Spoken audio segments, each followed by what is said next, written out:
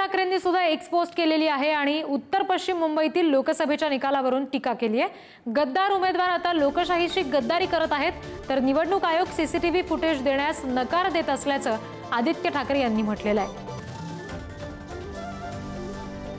आदित्य ठाकरे यांनी नेमकी पोस्ट काय केली आहे या संदर्भात आपण बघूयात।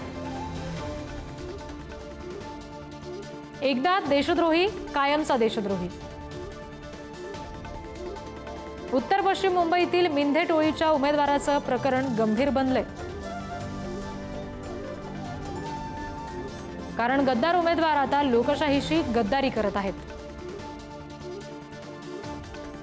संपूर्ण तडजोड होतीये। निवडणूक आयोगानं मतमोजणी केंद्राचं सीसीटीव्ही फुटेज शेअर करण्यास नकार दिलाय। माझा अंदाज आहे की ते चंदीगडमध्ये झालेली घटना टाळण्याचा प्रयत्न करतायत।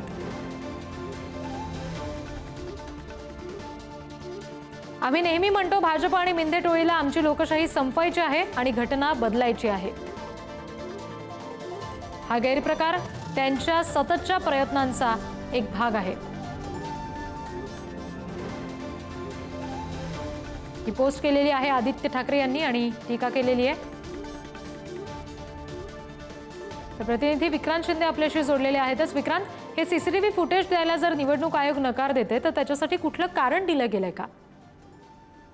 रिद्धी, खरं तर सीसीटीव्ही फुटेज देण्यासाठी नकार दिला जातोय, सोबतच FIR ची कॉपी जी आहे ती देण्यासाठी नकार दिला जातोय। या मागे जे कारण आहे, भरत शहा ज्यांनी ही तक्रार दाखल केली होती 4 तारखेला मतमोजणीच्या दिवशी ही तक्रार जी आहे ती दाखल केली होती। मात्र या FIR मध्ये तक्रारदार म्हणून भरत शहा यांना न घेता भरत शहा यांच्याऐवजी खरं तर तहसीलदार यांच्या नावे तक्रार घेण्यात आलेली आणि त्यामुळे मग भरत शहा यांना असं सांगितलं जातं की तुम्ही तक्रारदार नाही, त्यामुळे तुम्हाला पुरावे दाखवणं किंवा तुमच्यापर्यंत FIR ची कॉपी पोहोचवणं हे बंधनकारक नाही। या संदर्भात भरत शहा यांनी सुद्धा माध्यमांना जी प्रतिक्रिया दिली त्यामध्ये असं म्हटलंय की मला तक्रारदार म्हणून या तक्रारीमध्ये घेतलं गेलं पाहिजे, माझी ती मागणी आहे, अन्यथा आम्ही सर्वोच्च न्यायालयात जाऊ, असं सुद्धा भरत शहा यांनी म्हटलंय।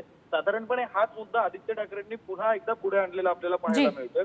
सोबतच त्यांनी रवींद्र वायकर यांच्यावर टीका सुद्धा केलेली आहे।